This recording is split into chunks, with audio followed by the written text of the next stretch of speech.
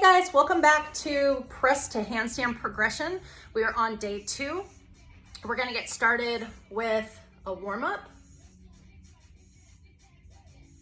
We'll run through one round together and you can stop the video, finish your second round, and jump back in where you left off. So starting with cats and cows, warming up that spine with some flexion and extension, nice big round back. And then stomach to the floor, head and chest come up, shoulders pinch them together.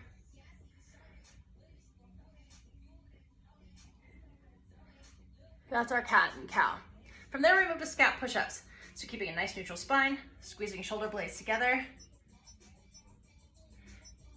Try and keep those elbows straight. Good. And our plank to down dog, one of my favorites for warming up the shoulders. Into a downward facing dog, pressing back to open up the shoulders.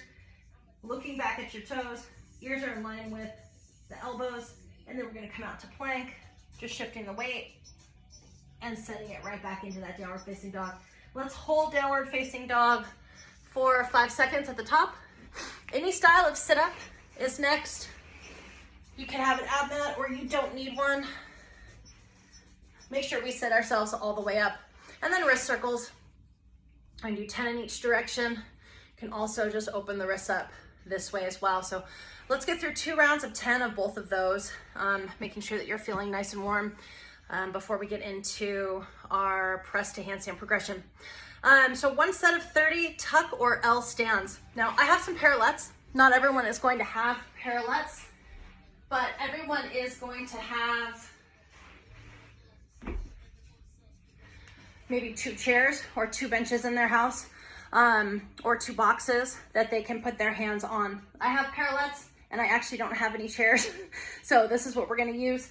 Behind it, I have set up just a small booster step. In the video, it's a stack of plates, which I don't have any at my house. So finding something you can set behind that is fairly low. The higher the box, the higher the plates, the higher that stack gets, the harder this is.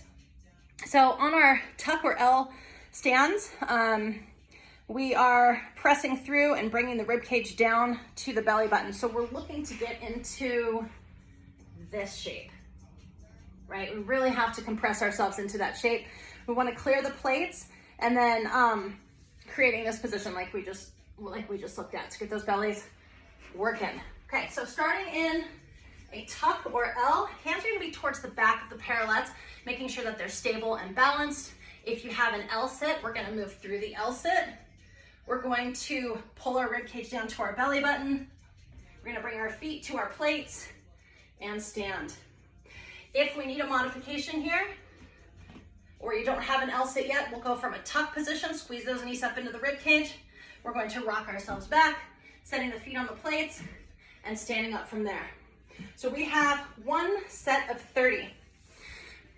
We can complete all 30, taking as long as we need to make sure those get done, but not so long that you are cooling off between sets.